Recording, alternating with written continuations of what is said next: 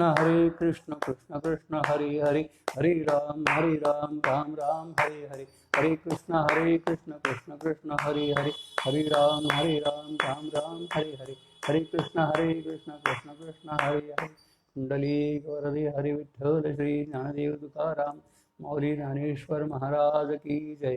पंढरीनाथ भगवान की जय। रघुरंगनाथ महाराज की जय। विनायकं गुरुर्नौमि साखरे नाम विश्रुतम् ईशानचरण सान्निध्या जीवा मुक्ता भवन्ति। साखरे वंश विख्यातं ज्ञानदानपरायणं विनायकं गुरुवन्दे वन्दव्यमुक्तये। श्रीरङ्गनाथं गुरुराजवर्यं मुमुक्षूणां ज्ञानदानैकदक्षं प्रभावती क्षेत्रनिवासिनं तन्नमामि वेदान्तविदां वरिष्ठम्।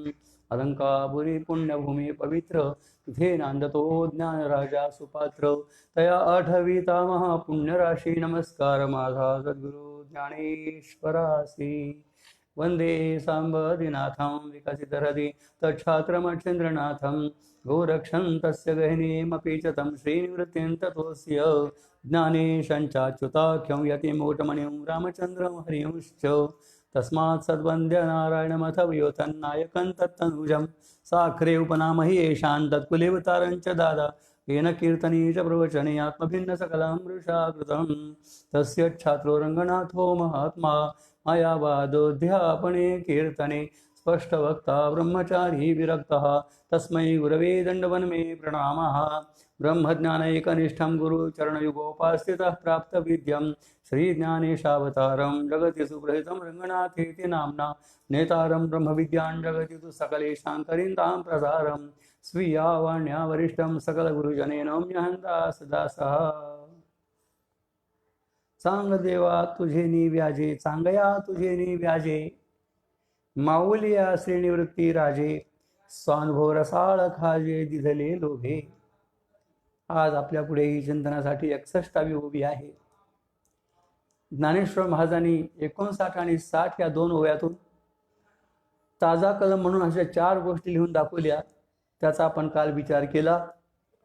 ज्ञानेश्वर महाराज आज या 61व्या ओवीतून असं सांगतात की मी तुझ्यावर काही हा पत्रामध्ये समितीचा बोध लिहून उपकार केला असं नाही, उलट तुझ्या निमित्ताने माझ्या श्रीगुरुनाथांनी मला हा रसाळ असा उत्कृष्ट समितीचा खाऊ माझ्या हातात ठेवला आहे। काय ज्ञानप्राण्यांचा विनय आहे महाराज। ज्ञानेश्वरीत पहा, अमृतानुभवात पहा, 65 पहा, कुठेही त्यांच्या वाङ्मयात बघा त्यांना अभिमान कुठे दिसत नाही, प्रगटच त्यांचा होत नाही। एवढा उत्कृष्ट गीतेवर ज्ञानेश्वरी ग्रंथ लिहून सुद्धा त्यांचा स्वतःचं त्यांनी कर्तृत्व घेतलंच नाही। किंबहुना तुमचे केले धर्मकीर्तन सिद्धी गेले, माझे उरले पाईक पण।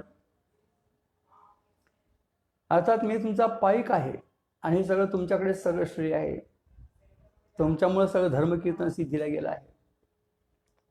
तसं इथे सुद्धा ज्ञानप्राण सांगतात चांगल्या तुझे नि व्याजे तुझ्या निमित्ताने श्रीनिवृत्तीराजे माऊलिया। ज्ञानेश्वर महाराजांना निवृत्तीनाथ माऊली आहे, आमच्याकरता ज्ञानेश्वर माऊली माऊली आहे। निवृत्तीनाथ महाराज सुद्धा माऊलीच आहे। माऊली या शब्दा इतका जगात पवित्र शब्द कोणता नाही आणि त्यात एक प्रेम दबलेलं आहे।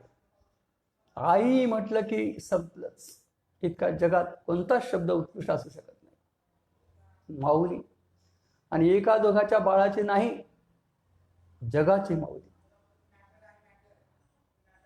श्री गुरु हे जगा करता असतात, त्यांचा बोध सगळ्या जगाला उपयोगी असतो। निमित्त एकाच असतं, अर्जुनाचे नि व्याजे गीता प्रकाशित श्रीराजे संसारे ओळख थोरली फिरली जगाची। अर्जुनाचं एक निमित्त आहे, त्या निमित्ताने फक्त गीता बाहेर पडली, ती रणभूमीवर बाहेर पडली। मोठं आश्चर्यच आहे। स्मशान जशी तुळशी उगवावी तशी रणभूमीवर गीता प्रगट झाली आणि ती जगाला उपयोगाला आली। अर्जुनाचं तर कार्य झालंच झालं असेल, तुमचा आमचा मोहनिवृत्त होण्याकरता गीता उपयोगाला येते। कौटुंबिक मोहनिवृत्ती करता गीता आहे आणि मरणाचं भय दूर करण्याकरता भागवत अशा प्रकारचं आहे. शुकाचार्य महाराजांनी भागवत सांगून परीक्षिताचं मरणाचं भय दूर केलं आणि भगवंतांनी गीता सांगून अर्जुनाचा कौटुंबिक मोह निवृत्त केला. निमित्त आहे. तसं चांगदेवाचं निमित्त आहे. तुझे नि व्याजे माऊली असे निवृत्ती राजे, स्वानुभव रसाळ खाजे दिले लोभे. कष्टाने दिले नाही, लोभ म्हणजे प्रेमाने. माझ्या हातावर हा खाऊ ठेवला आहे. लहान बाळाला खाऊ आवडतो. खाऊ म्हटलं की तो धावत पळत आपल्याकडे येतो आणि बापही त्याच्यासाठी कुठे बाहेर गेला तर खाऊ आणतोच माझ्या बाळाकरता. केवढा मोठा महत्वाचा हा खाऊ निवृत्तीनाथ महाराजांनी चांगदेवाच्या निमित्ताने ज्ञानेश्वर महाराजांवर ठेवला आहे. अर्थात तुझ्या या कोऱ्या पत्रावर उत्तर देण्याच्या निमित्ताने माझ्या श्री निवृत्तीनाथाने तुला उपदेश करविला असे नव्हे, तो अनुभवाचा रसाळ खाऊ मोठ्या प्रेमाने मला दिला आहे. पराकोटीची नम्रता, पराकोटीचा विनय यात दिसून येतो महाराज. श्री गुरुचं निरतिशय प्रेम असल्यामुळे त्यांना ते विसरत नाहीत. कोणतंही वाङ्मय निवृत्तीनाथांचं नाव घेतलं पुढे असं वाटतच नाही मौलीला. काही लोक गुरुकडे शिकतात पण गुरुचं नावच घेत नाही. जणू हे स्वयंभूच आकाशातून पार्सल पडले. आपण विद्या कुठे शिकलो याचा पत्ता लागू देत नाहीत, नामोल्लेखच करीत नाहीत. आपल्या व्यवहारात एक म्हण आहे, विद्या आली हातान गुरुला मारिला हाता. असं होतं. विद्या हाती आली की गुरुला विसरतो, बायको हाती आली की आईबापाला विसरतो, आणि पुण्य हाती आलं की देवाला विसरतो. हे जगाची राहटीच आहे. पण ज्ञानेश्वर महाराज आपल्या श्रीगुरूला कधीही विसरत नाहीत. आमच्या गुरुजी सुद्धा प्रत्येक कीर्तन दादांचं नाव घ्यायचं. आमचे दादा असे म्हणत होते, आमचे दादा असं म्हणत होते. आपलं स्वतःचं नाव आपण गाण्यामध्ये महत्व नाही महाराज. गुरुच्या नावावर शिष्याने विकत जावं, त्यात जास्त महत्व असतं. बायकोने स्वतः कितीतरी शहाणी असते ती आपल्या नावावरच्या टिमकी बाजी जाऊ नये, नवऱ्याच्या नावावर विकत जावं, नवऱ्याचं श्रेष्ठत्व गात जावं, यात तिची महती आहे. असं ज्ञानेश्वर महाराज म्हणे, निवृत्तीदास अवधारी जोजी. ज्ञानेश्वरी दुसऱ्या चोळीत महाराज म्हणतात निवृत्तीदास. आपल्या वाङ्मयातून पदोपदी श्री गुरु निवृत्तीनाथांचं नाव घेतात, कारण त्यांनीच बोध केला आणि त्यांच्यामुळेच आपल्याला पत्र लिहिण्याची स्फूर्ती मिळाली आहे, अशी माऊलीची धारणा आहे. आपण जेव्हा बोध संपादन करतो तेव्हा डोळस महात्मा भेटावा, आणि आपण जेव्हा शिष्याला बोध करतो तेव्हा तो शिष्य साधन संपन्न भेटावा, मुमुक्षु भेटावा. हे पारमार्थिक भाग्य महाराज. बहुतेक असं पाहण्यात येत नाही कुठे. व्यवहारामध्ये सुद्धा आमचे गुरुजी दृष्टांत सांगायचे, आपली मुलगी जेव्हा सून होऊन सासरी गेली तेव्हा सासूने तिला मुलीप्रमाणे वागवावं, आणि पुढे तिला जेव्हा सून आली तेव्हा तिने आपल्या मुलीसारखं वागवावं. हे व्यावहारिक भाग्यच आहे. उत्तम अदृष्ट भाग्य ज्या मुलीचं असेल तिला असा योग घडून देतो. तसं आपण जेव्हा मोक्ष होऊन बोध ऐकू लागलो तर आमचे श्रीगुरु अनुभवी भेटले, आणि आपण जेव्हा बोध करू लागलो तेव्हा अधिकारी शिष्य भेटला, हे भाग्य समजावं. असं चांगदेव महाराजांबद्दल मौलींना घडलं आहे. हा रत्नकांचन योग आहे. ज्ञानेश्वर महाराजांच्या जीवनामध्ये त्यांना तो आला. त्यांना बोध ऐकताना श्री गुरु निवृत्तीनाथ महाराज भेटले, आणि तो बोध करून लागले तेव्हा त्यांना सिद्धराज चांगदेव महाराज शिष्य होऊन भेटले. आमचे गुरु सांगायचे, कीर्तन कुणाचं ऐका, महाराज असेल त्याचं, असं नाही.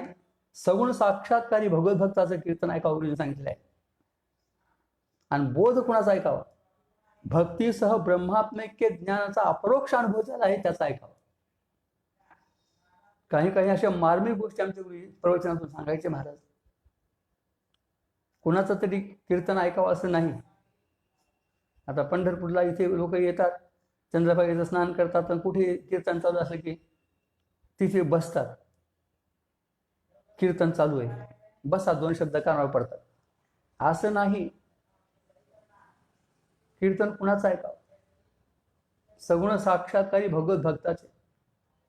पूर्वीच्या काळामध्ये अनेक साधू संतांचा मेळा होता, पण त्यात नामदेव महाराज कीर्तन करायचे, का ते सगुण साक्षात्कारी होते. नामदेव कीर्तन करी पुढे नाचे पांडुरंग.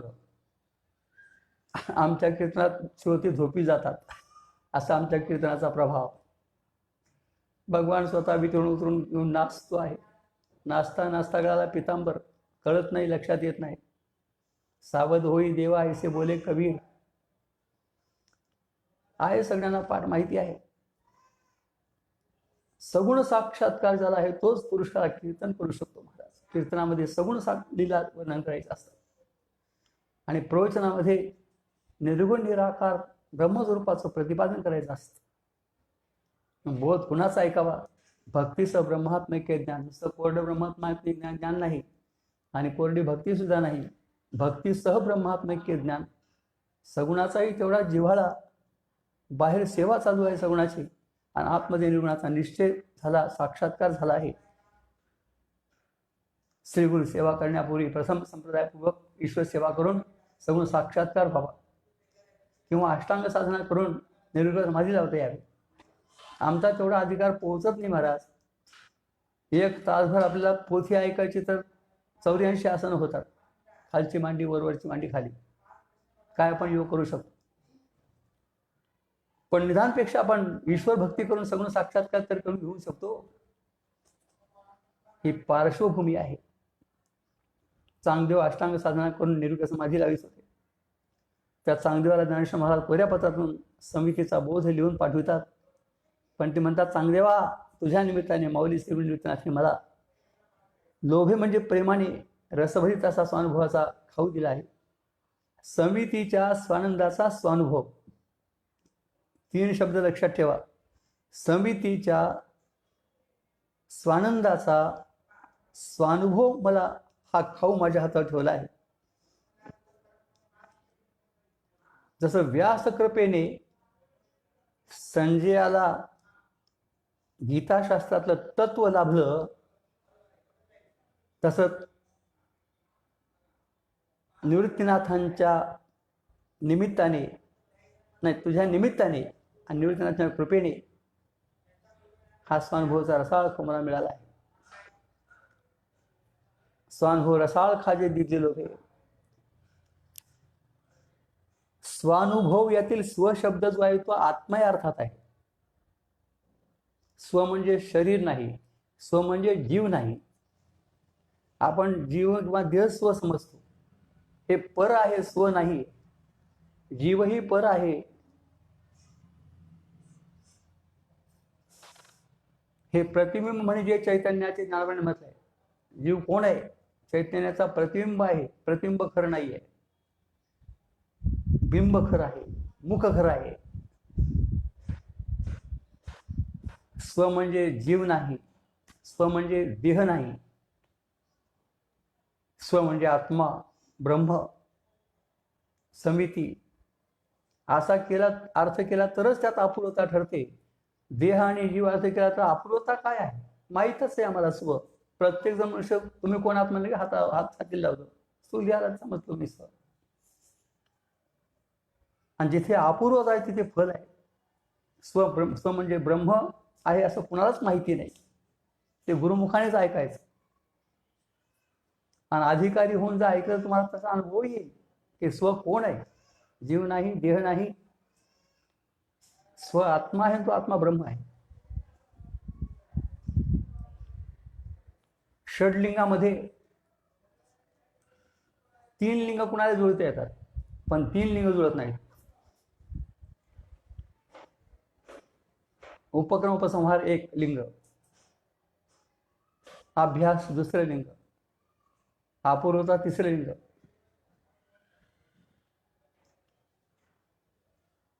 फल, अर्थवाद आणि उपपत्ती असे षडलिंग आहेत. त्यात प्रत्येक शास्त्रकारांना 3 लिंग जुळतात, पण अपूर्वता फल आणि उपपत्ती जुळत नाही. उपपत्ती म्हणजे दृष्टांत. जग सत्य आहे, सांगा दृष्टांत. आम्ही मिथ्यात्वाकरता 10 दृष्टांत देऊ शकतो, पण सत्यत्वाकरता एकमेव दृष्टांत सापडत नाही तुम्हाला. आम्ही जीव ब्रह्माचा अभेद सांगण्याकरता 10 दृष्टांत देऊ शकतो, पण जीव ब्रह्माचा भेद सिद्ध करण्याकरता एकही दृष्टांत तुम्हाला सापडत नाही, उपपत्ती नाही. आणि अपूर्वता तर मुळीच नाही. सगळ्यांना माहिती आहे, ते माहीत काय असायचं आहे, जे माहिती आहे ते आपल्याला ऐकावं वाटत. एखादा मनुष्य आपल्याला माहित असले कुठे गबैस बोल नको, मला माहिती आहे म्हणतो. मी जीव आहे आणि जग सत्य आहे, सगळ्यालाच माहिती आहे. अपूर्वता काय? आणि जिथे अपूर्वता आणि ते फल नाही, तिथे आमच्याकडे अपूर्वता आहे, जे कोणाला माहीत नाही. न देखे जोया जना तया दावी आपण म्हटलंय, पुष्कळ वाङ्मयामध्ये आहे. सगळं सगळ्यांनी सांगितलं, पण जीव ब्रह्मैक्य जगन मिथ्यात्व वेदांत शास्त्रानंच सांगितलं, कोणीही सांगितलं नाही.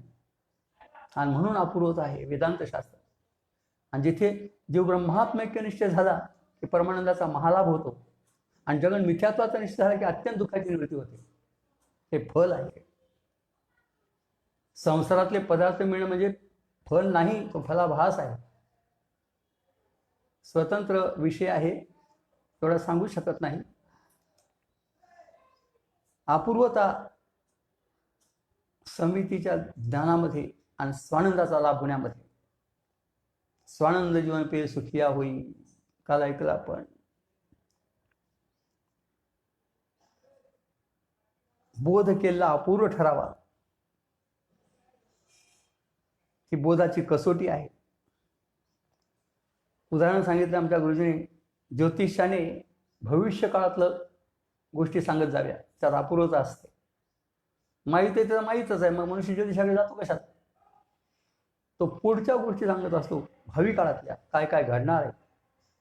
तर अपूर्वता असते, त्यात ऐकायची इच्छा असते माणसाला. तसं वेदांतानेच फक्त जगन मिथ्यात्व जीव ब्रह्मैक्य सांगितल्यामुळे खरी अपूर्वता वेदांत शास्त्रात आहे महाराज. या बोधपत्रामध्ये त्रिपुटीचं स्वरूप सांगितलं आहे, समितीचं स्वरूप सांगितलं आहे, आणि ती समिती चांगली स्वरूप सांगितलं आहे. ही अपूर्वता आहे. म्हणजे इथे स्व म्हणजे ब्रह्म, समिती असा अर्थ घेतला पाहिजे. त्याचा अनुभव शब्दात इथून उपयोग होत नाही. शब्दज्ञान होईल, मुक्त कसा होईल? स्व म्हणजे आत्मा ब्रह्म असं शब्दाने जरी तुम्हाला कळलं आणि तुमच्या अनुभवात जर नाही घेतलं तर मुक्त होऊ शकत नाही. शब्दाने कळलं तर शब्दाचं आवरण केलं, ब्रह्मावरचं आवरण कुठे केलं? आत्म्यावरचं आवरण कुठे केलं आहे? अर्थात इथे स्वानुभव शब्द आहे. स्वानुभव रसाळ खाजे दिद्ये लोभे, यातला स्व जो आहे तो ब्रह्मसमिती असाच अर्थ केला पाहिजे, तरच त्याचा अपूर्वता ठरते. आणि त्या स्वच्या अनुभवाचा रसाळ खाऊ मला असं दिला आहे. तो खाऊ कष्टाने दिला नाही, लोभे म्हणजे प्रेमाने दिला आहे. लहान मुलाला आई किती प्रेमाने खाऊ देत असते महाराज, त्यात प्रेम असतं. घेणाराचं आईविषयी प्रेम आहे मुलाचं, आणि देणाराचं आईचं मुलाविषयी प्रेम आहे. उभयता प्रेमामध्ये हा खाऊ दिला जातो. जेवण वेगळं आणि खाऊ देणं वेगळं. खाऊ शब्द दिला आहे. जेवायला कोणी वाढवू शकतो, भूक लागली आहे कोणी वाढतो, त्यात प्रेम असतं की नाही माहीत नाही. पण आई जेव्हा आपल्या बाळाला खाऊ देत तेव्हा तो फार प्रेमयुक्त अंतकरणाने देत असते. काही काही शब्दाची रचना ही ज्ञानेश्वर महाराजांनी बुद्धी पुरस्सर केली आहे. इथे खाऊ शब्द दिला आणि त्याच्यापुढे लोभे शब्द दिला. लोभे म्हणजे प्रेमाने, कष्टाने नाही. स्वानुभव रसाळ खाजे दिद्ये लोभे, अन्न रसाचा खाऊ तर कोणी देईल महाराज, पण स्वानुभवाचा खाऊ देणारे फक्त श्रीगुरूच असतात. आणि अन्न रसाचा खाऊ आपण जर खाल्ला तर त्यात तृप्ती होईल, पण ती क्षणिक तृप्ती आहे. आणि ही जी समितीच्या अनुभवाची, स्वानंदाची ही जी खाऊ आहे, अनुभूती आहे, ही कायमची तृप्ती देणार आहे. पंचदशीमध्ये सांगितले महाराज, तृप्तीच्या शेवटी आहे यंत निरंकुशा तृप्ती ही. धन्यहम कर्तव्य मेन विद्यते. इच्छा समाप्त होते, ती खरी तृप्ती आहे. आपली अन्नाची इच्छा ठेवूनच तृप्ती होते. जेविल्या देखावे मागे भूक. किती अकंठ मनुष्य जरी जेवला असला तरी त्याची क्षणिक तृप्ती होती महाराज. पुन्हा 4 तास गेली तो भूक लागली, मला काहीतरी काढा, चिवडा वगैरे बघा. क्षणिक तृप्ती आहे. आणि तशी तृप्ती तर कुठेच नाही महाराज. किती पैसा द्या तृप्ती नाही, किती कपडे द्या तृप्ती नाही, किती घर बांधून द्या तृप्ती नाही. शब्द, स्पर्श, रूप, रस, गंध या 5 विषयामध्ये फक्त रस या विषयामध्ये होत तृप्ती आहे. किती मनुष्य भुकेजला असतात, मी त्याला जीव घाला, पात्रावर अन्न वाढा, तो खात असताना त्याची घासाने तृप्ती होते. आणि इकडं तो नाही म्हणतो, आता बस पुरी आता. पुरी म्हणण्याची जागा एकच फक्त जेवण. कुठे मनुष्य पुरी म्हणणार नाही, काही द्या. पण ती सांकुश तृप्ती आहे, भुकेचा अंकुश होणारी तृप्ती आहे. पुन्हा परत भूक लागते. पण ही जी संवितीच्या स्वानंदाने होणारी तृप्ती, ही कायमची तृप्ती आहे. निरंकुशा तृप्ती म्हटलं आहे.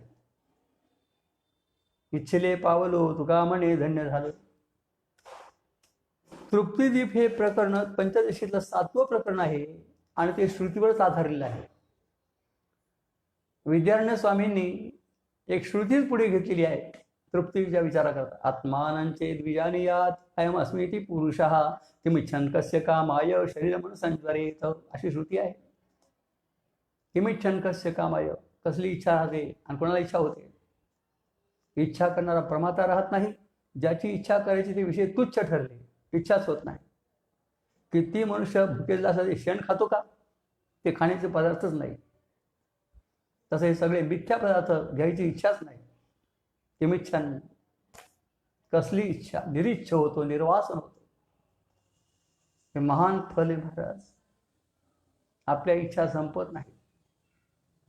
आयुष्य संपत, पण आयुष्यभर सगळ्या पदार्थ मिळून इच्छा संपतच नाही. त्या इच्छेचे 2 प्रकार आहेत, एक साधारण इच्छा आणि एक असाधारण इच्छा. अत्यंत दुःख निवृत्तीपूर्वक परमानंद प्राप्ती इच्छा ही साधारण इच्छा, म्हणजे सगळ्यांना इच्छा आहे. साधारण म्हणजे हलका असा अर्थ नाही. सर्वांना असते ते साधारण आणि एकाला असते ते असाधारण, असा त्या शास्त्राचे अर्थ आहे, त्या शब्दाचे अर्थ आहेत. भोगाची इच्छा ही असाधारण इच्छा आहे का साधारण इच्छा आहे? असाधारण इच्छा आहे. बायको पाहिजे, ज्याला नाही त्यालाच पाहिजे, आहे त्याला नको वाटायला लागली आहे. सगळ्यांना बायकोची इच्छा नाही, सगळ्यांना पैशाची इच्छा नाही, ज्याला मुलगा नाही त्याला मुलाची इच्छा नाही, कोणाला आहे तर कोणाला नाही. असं भोगामध्ये हे साधारण इच्छा, असाधारण इच्छा म्हणावी ही, ज्याची त्याच्या पूर्ती मर्यादित. आणि एक इच्छा अशी आहे, अत्यंत दुःख निवृत्तीपूर्वक सर्वांना आहे, ही साधारण इच्छा आहे. आणि ही साधारण इच्छाच फक्त ब्रह्मात्मके ज्ञान निवृत्त होते. जीवनमुक्त महात्म्याला खाण्याची इच्छा होते. रामदास स्वामींना खीर खाण्याची इच्छा झाली. ज्ञानेश्वर महाराजांचे गुरु निवृत्तीनाथ महाराजांना सुद्धा मांडी खाण्याची इच्छा झाली. कोणती इच्छा आहे ती? साधारण इच्छा नाही, ती असाधारण इच्छा आहे. भोगाची इच्छा ही असाधारण इच्छा आणि अत्यंत दुःख निवृत्ती गुरुपूर्वानंद विषय ही साधारण इच्छा. ब्रह्मज्ञानाची निवृत्त होते ती असाधारण इच्छा निवृत्त होत नाही, साधारण इच्छा निवृत्त होते. जीवन आपली इच्छा प्रगट करू शकतो. तो स्वतंत्र विषय आहे. समितीचा स्वानुभवाचा अनुभव आला तर त्याची कसोटी काय? इच्छाच राहत नाही. मनुष्याने अन्नदान करी जावं आणि श्रीगुणे ब्रह्मात्मिक ज्ञान देत जावं. दोन्हीमध्ये तृप्ती आहे. अन्नदान करतात ते श्रीमंत उदार असतात. श्रीगुरु सुद्धा ब्रह्मात्मिक ज्ञानाने संपन्न असून उदार असतात, दयाळू असतात, ज्ञानदान करतात. 2 ठिकाणी तृप्ती आहे महाराज.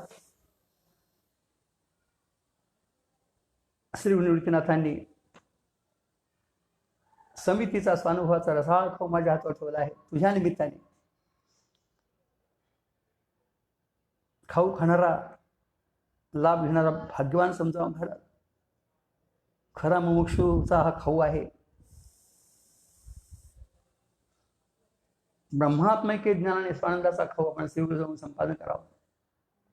त्या धन्यता आहे, कृतार्थता आहे.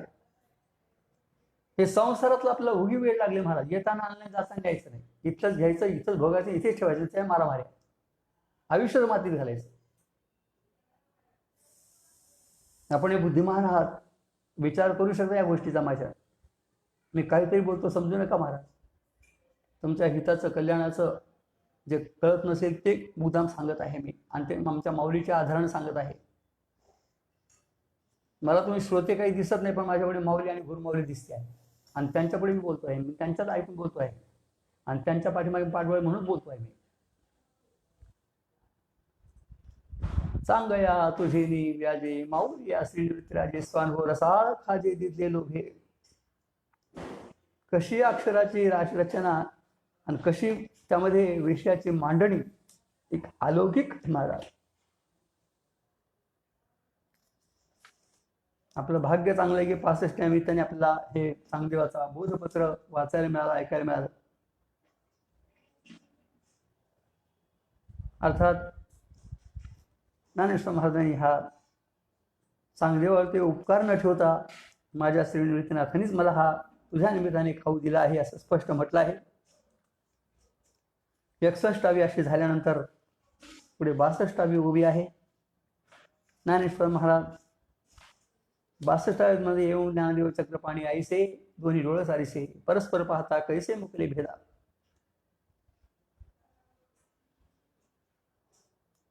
एवं मी याप्रमाणे ज्ञानदेव चक्रपाणी दोन्ही डोळं सारसे. हे पहा महाराज, शिष्य जोपर्यंत गुरुला शरण जात नाही अधिकारी होऊन आणि ब्रह्मात्मिक बोध त्याला ठसत नाही, तोपर्यंत तो शिष्य असतो, अज्ञानाने आवृत असतो. पण एकदा श्रीगुरूंनी बोध ब्रह्मात्मिक ज्ञानाचा केला, लख प्रकाश जर ब्रह्मात्मिक ज्ञानाचा पडला, समितीचा पडला, तर जितके श्रीगुरूच्या ठिकाणी अनवळतपणा होतो तितकाच अनवळतपणा त्या शिष्याने होतो. त्याला एक दृष्टांत सापडतो. एका दिव्याला आपण दुसरा दिवा लावला की पहिल्या दिव्याचा जितका प्रकाश तितकाच दुसऱ्या दिव्याचा प्रकाश होतो. जैसे दीपे दीप लावीचे आधील कोणी ओळखीचे. श्रीगुरु तर अनावृत असतातच. अनावृत म्हणजे आपल्या स्वरूपावर आवरण नसणे, आपल्या स्वरूपाचं यथार्थ अपरोक्ष अभिनत्वाने ज्ञान असणे, त्याला अनावृत म्हणतात. जीवनमुक्त कोण? जो अनावृत असेल तो. अज्ञानाचा आवरण भंग झाल्याशिवाय आत्म्याचा साक्षात्कार होऊच शकत नाही, ब्रह्म साक्षात्कार होऊच शकत नाही. श्रीगुरूच्या ठिकाणी अज्ञानाचं आवरण नसतंच, आणि तेच खरे गुरु या पात्राला योग्य अधिकाराला योग्य असतात. ज्यांना अज्ञानाचं आवरण, तो काय दुसऱ्याचं अज्ञान निवृत्त करणार आहे? पोहणे कासे लावितो आणि का म्हणावे त्या मूर्खा काय आता. तुकोबारा म्हणतात, आपल्याला पोहता येत नाही, लोक काय म्हणतात माझी कास धरा, मी पलीकडे नेतो, काय शक्य बुडून जाईल, तू बुडशील मला बुडशील. तीच पुण्यवंत परोपकारी प्रबोधित नारीनर लोका, ज्यांना अनवर्त अपरोक्ष ब्रह्मात्मिक्याचा अभिन्नत्वाने ज्ञान आहे. ते तर अनवर्त असतातच, पण शिष्याला सुद्धा तितकंच ते अनवर्त करून ठेवतात. दोन्ही डोळं सारसे, आता भेदच उरत नाही. म्हणून या बाबतीमध्ये ज्ञानेश्वर महाराज, तुकोबाराय, नामदेवराय, नाथराय, निळोबाराय यांची जेवढी अनवटपणा आहे तेवढाच आमच्या आज प्रभूंच्या कृपेने झाला असेल तर तोच अनुभव आमचा आहे, तेच अनवटपणा आमच्या ठिकाणी आहे. या बाबतीत आम्ही बरोबरी करू शकतो. फक्त अनुभवाच्या दृष्टीने, ब्रह्मात्मिक ज्ञानाच्या अनुभूतीच्या दृष्टीने आपण बरोबरी करू शकतो. जो श्रीगुरू निवृत्तीनाथांना ब्रह्मात्मिक ज्ञानाचा अनुभव, तोच ज्ञानोबरायांना, आणि तोच त्यांच्या कृपेने चांगदेवाला, आणि तोच ज्या 65 तुम्हाला मला आमचा तितकाच तोच अनुभव आहे, काही फरक नाही. या बाबतीत बरोबरी आपण करू शकतो. आम्हाला भिंत चालवता येणार नाही, रेडा बोलता येणार नाही, आम्हाला काही संत वाङ्मय लिहिता येणार नाही, काहीच आहे. त्यांचं सांगितलं कळलं हेच आमचं भाग्य. जड भिंत आम्ही काय चालवू शकतो? चालू असलेली गाडी बंद पडते, आमचा असा प्रभाव आहे. गाडीत बसलं की एकदा मला घडलं असं, त्याला असं का, जो आम्ही गेलो होतो खेळल्याला जायचं होतं कीर्तनात, 5 किलोमीटर होतं. आमचे शेठजी म्हणाले काही नाही महाराज, फार जवळ ह्या मागे घेऊन जात. 8:30 वाजले, पण त्यांनी पूर्णाचा स्वयंपाक म्हणला असता, खूप दिरंगाई लावली. अहो वेळ झाला, चला कीर्तनाला. नाही महाराज जवळ आहे जवळ आहे. बसलो आम्ही गाडीमध्ये, गाडी चालू झाली, 1 किलोमीटर गेली की गाडी बंद पडली. म्हणजे काय झालं, पेट्रोल संपलं. उतरा खाली. 100 प्रदक्षिणा घातल्या, गाडी काही चालू होत नाही. हे आमचा प्रभाव. ज्ञानेश्वर महाराजांच्या कृपेने जडभिंत चालते, हे आम्हाला शक्य नाही. आणि तसं केल्याशिवाय चांगली महाराज शरण आलेही नसते. रेडा बोलल्याशिवाय ते कर्मठ पैठणचे ब्राह्मण नतमस्तक झाले नसते. त्यांच्याकरता तो प्रयोग योग्यच अशा प्रकारचा ज्ञान निघून दाखवला आहे. आणि तो एकदाच त्यांच्याकरता केला, पुन्हा नाही. तीर्थला जाताना पायी तीर्थयात्रा गेली.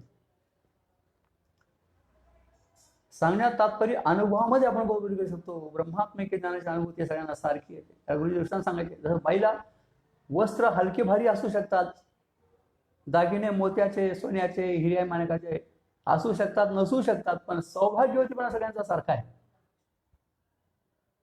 कुंकू लावण्याचा अधिकार सगळ्यांसारखा. ती म्हणते तुला नवरा कुंकू लाव, मला नवरा लाव कुंकू. आणि कोणी नसेल तरी आपण देवापुढे कुंकुवाचा करंडा ठेवते, आपण स्वतः लावून घेतो. तसं या बाबतीमध्ये आपल्याला जो अनुभव चांगदेव महाराजांना आला असेल, ज्ञानेश्वरांचा आहेच आहे, तोच अनुभव तुम्हाला या पासेजद्वारे येऊ शकतो महाराज. दोन्ही डोळं सारखे परस्पर पाहता कैसे मुकले भेदा.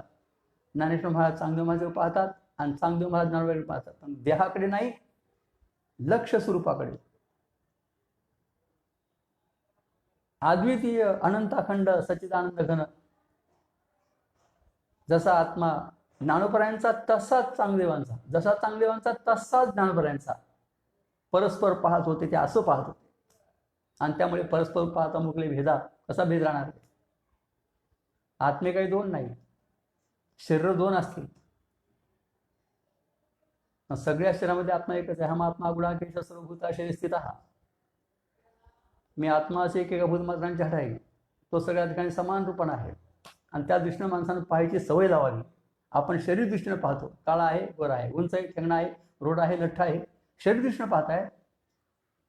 आत्मस्वरूपाकडून बघायला शिका महाराज. 65 आपण वाचतायत, ऐकत आहेत. दृष्टीचा बदल करून घ्या. हे खरं पाहणं आहे. ज्ञानाचा डोळसा, डोळसा माझी डोळस तो विरिषा, हे स्तुतीने बोसा भाग्याचा तो. डोळस पण आला पाहिजे. अज्ञानाचं आवरण असलं की अंधेरपणा राहतो, आणि ज्ञानाच्या समितीचा प्रकाश जर आपल्या डोक्या ठिकाणी अद्वैतात आला तर तो डोळस होतो. दोन्ही डोळस आरशे, दोन आरशे समोरासमोर मांडा, कोणाचं प्रतिबिंब कोणात पडेल? भिन्न कोणी असेल तर प्रतिबिंब पडेल ना. हाही आरसा आणि तोही आरसा, कोणाचा प्रतिबिंब कोणात पडणार?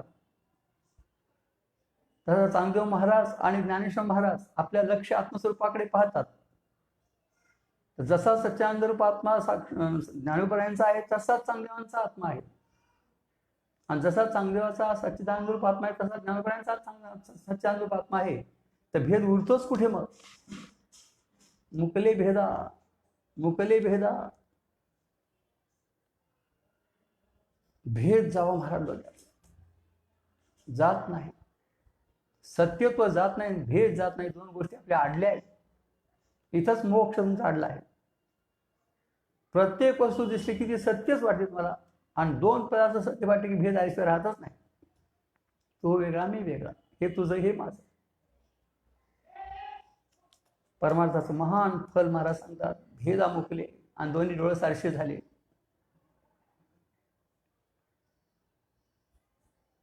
मौल्याचा अज्ञानाचा आवरण बुडीत नाही महाराज. उपदत्त ज्ञानी हे जाणणी आयलो टांगणे चांगदेव. पण चांगदेवाला जे होतं ते सुद्धा राहिलं नाही. 65 बोधपत्राने बरोबर त्यांचं जर गेलं असेल. दोन्ही अनावृत आरशाप्रमाणे निर्मळ झाले. त्यामुळे दोघे परस्पर एकमेकाच्या मूळ समितीचं स्वरूपाकडे पाहून भेदाला मुकले.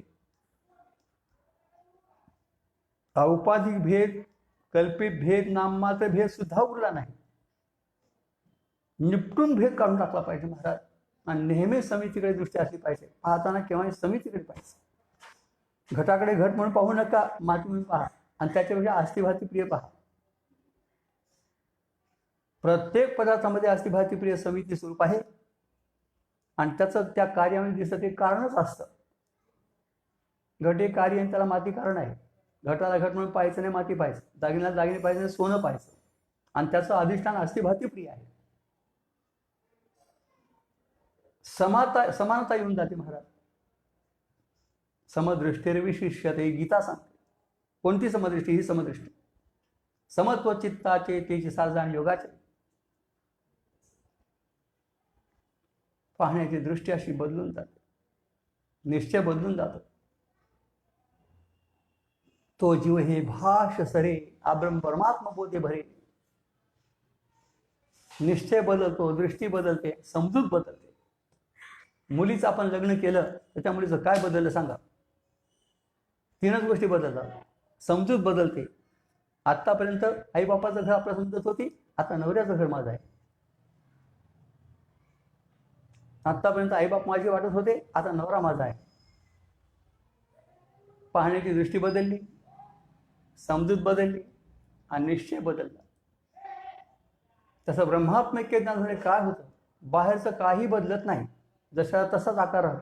ती बाई लग्न झाल्यानंतर सुद्धा पदर पहिले होते तशीच घेते, पहिले जशी वागते तशीच वागते, फक्त ही आतला बदल झाला आहे. तसं बाहेर ज्ञानीपुरुषाचं काही बदलत नाही. बाहेरचं आहे तसंच राहतं, खाणं पिणं बोलणं भासणं बसणं उठणं सगळं तसंच राहतं. आतलं बदललं आहे, निश्चय बदलला. ब्रह्मात्मैक्य ज्ञानाचा दृढनिश्चय झाला. बुद्धी निश्चय आत्मज्ञान ब्रह्मरूप आपण आपण ब्रह्मनिष्ठा राखे गुणतत्व निश्चय बदलला आहे.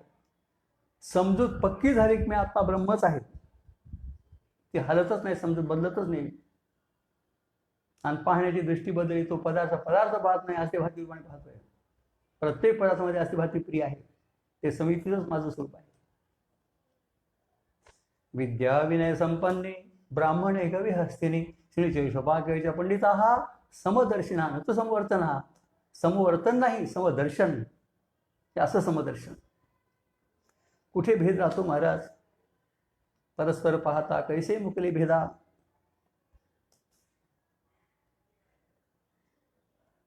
तेथ भेद तरी की देखावा, जे आंबा उरला व्हावा, तो आधीच नाही आगवा, आता विषम काही. आपण देहाच्या ठिकाणी आंबा ठेवतो म्हणून भेद दिसतो महाराज. तो आंबा तुम्ही काढून टाका, भेद राहत नाही. झोपेमध्ये आपला आंबा जातो, तर एखाद्या माणसाची एखाद्या लात लागली ते पाप लागत नाही, कारण भेद कुठे त्याला कळतो आहे.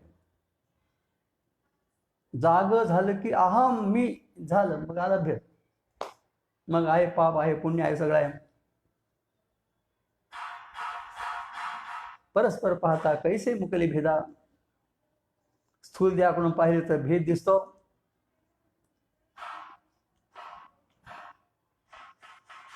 पण मात्र स्वस्वरूपाकडून पाहिलं तर भेदच राहत नाही. मनुष्य स्वानंदात असावा आणि आपल्या समितीकडे सतत अनुसंधान ठेवावं. दोन गोष्टी महत्वाच्या. समितीचं अनुसंधान तुटू नये, म्हणजे अतृप्तता राहत नाही आणि भेदही राहत नाही. ज्ञानदेव आणि चांगदेव यांनी परस्पराकडे पाहिले. स्थूल देहाने पाहिले असते तर चांगदेव 1400 वर्षाचे, ज्ञानदेव 14 वर्षाचे. भेदाला कसे मुकले असते? मग ज्या अर्थी परस्पर पाहता मुकले भेदा म्हणतात, त्या अर्थी दोघे आपले लक्ष स्वरूपातून ब्रह्मस्वरूपाकडे पाहतायत, यातून सिद्ध होतं. आपण तसं पाहावं, सवय लावा. आता हे दोघे सारखेच झाले आहेत. गुरुने आपल्या शिष्याला समितीचं ज्ञान करून देऊन, ओळख करून देऊन, जशाला आपण जसं तसंच त्याला बनवायचं. कृपा कटाक्षे न्याहाळी आपले मध्ये बैसविले. भेद ठेवायचाच नाही. आपणासारखी गळती तात्काळ असं फक्त श्रीगुरूच करू शकतात महाराज. श्रीमंत असला तरी काही त्यातलं आपलं धन देईल, पण श्रीमंत बनू शकत नाही. आणि बनवतो तो श्रीमंत राहणार नाही. सत्ताधारी कोणत्या तरी एखाद्याचा नोकरीला लावेल, सर्व्हिसला लावेल, पण मात्र आपली स्वतः देऊ शकत नाही, तर तोच सत्यावर राहणार नाही. पण श्रीगुरु मात्र आपली स्वतःची जी समितीचा अपरोक्ष अनुभूती ती शिष्याला देतात आणि आपल्यासारखं त्याला सुद्धा बनवतात.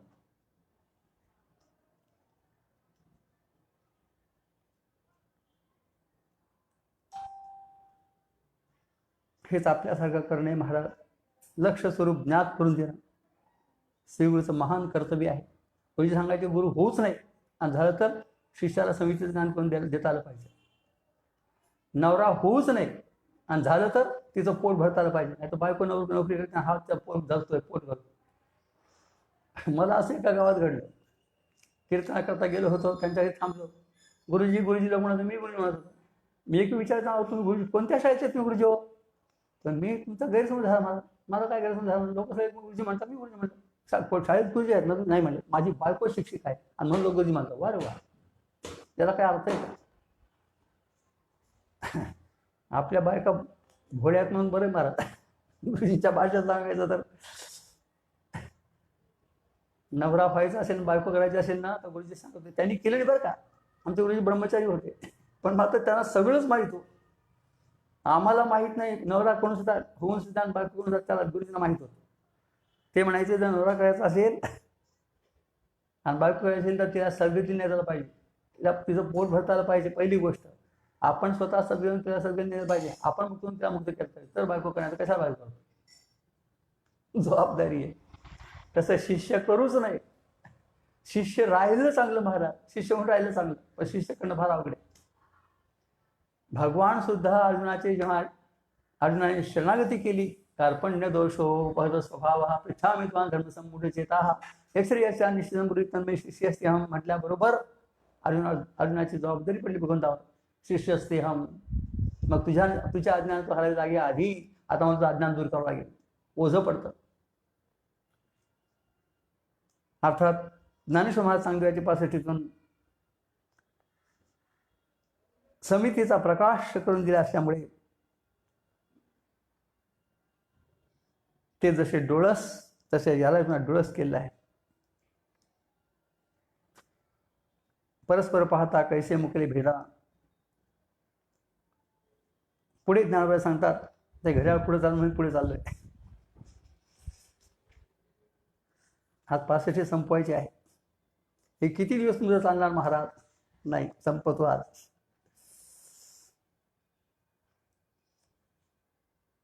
त्रेसष्टावी ओवी ज्ञानोबा सांगतात, इयेचे करुणी व्याज. तू आपण या ते बुद्धी जसं मागे सांगितलं तसं तिया परी इया दर्पण करील ओविया तू आत्मावेड्यामुळे सुद्धा. 63वी ओवी आहे. तू इयेचे करुणी व्याज तू आपण या ते बुझ. या 65चं निमित्त करून तू आपण स्वतः समितीचं ज्ञान करून घे. जसं मागे सांगितलं ज्ञानोबाने सांगदेवाला, तसं ज्ञानोबा सांगतात तुझ्यात एका पुरता 65 नाहीये. दर्पण करील जो कोणी तिया परी जो इया दर्पण केलो उभ्या, जो कोणी वाटेल त्याला अधिकार आहे महाराज. 65तील समितीचा बोध ऐकून स्वानंदाची अनुभूती घेण्याचा सगळ्यांना अधिकार आहे. आपल्या संत वाङ्मयामध्ये जे सांगितलं जातं ते सगळ्यांना करता येतं आणि करायला पाहिजेच असं सांगितलं जातं. सूर्य जसा सगळ्या करता आहे, दिवा आपल्या घरापुरता खोलीपुरता, सूर्य जगापुरता, तसं संतांचं वाङ्मय जे आहे हे सगळ्या जगाकरता आहे. जो कोणी या 65तील ओव्या आरशासारख्या पिल्याचा अर्थ अपरोक्ष ज्ञान करून घेईल, प्रत्येक शब्दाचा गर्भित अर्थ जाणून घेईल, तो आत्मावेड्या मिळेल सुखा.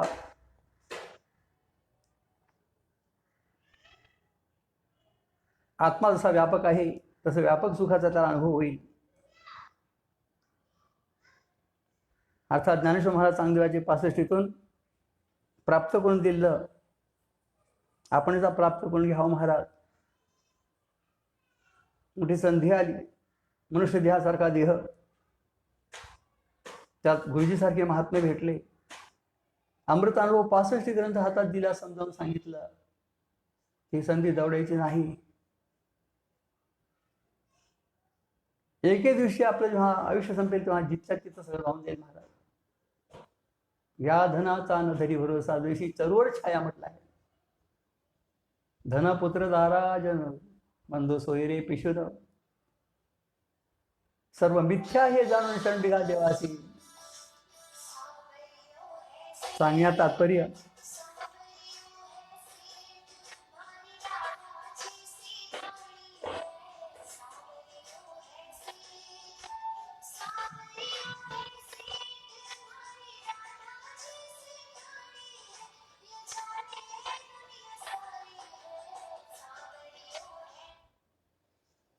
भागवतामध्ये असतं ना, तसं आमच्या इथं मध्यंतरी चालू आहे.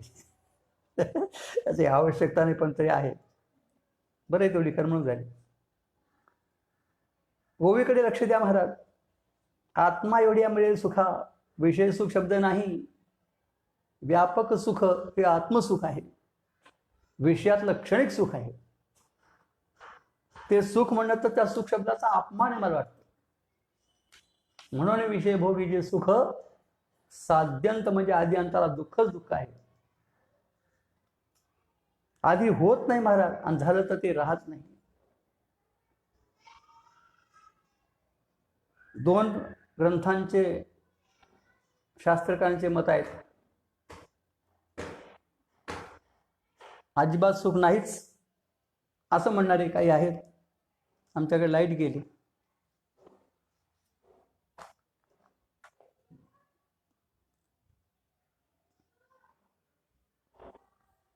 रामकृष्ण हरी माऊली.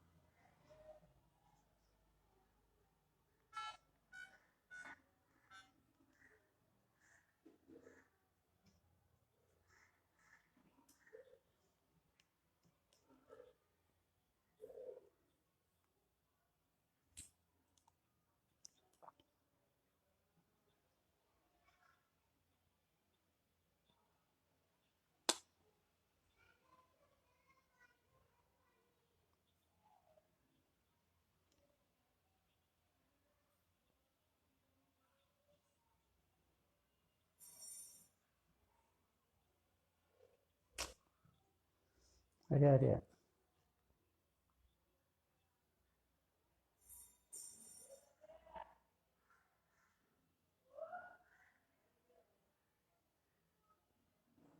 ऐकायला येतं का? येतो का? आमच्याकडे लाईट गेली. आमच्याकडे लाईट गेली आहे म्हणून विचारलं तुम्हाला. हां, नाही का? बरं ठीक आहे, मग काय हरकत नाही. तेच मला फक्त ठीक आहे.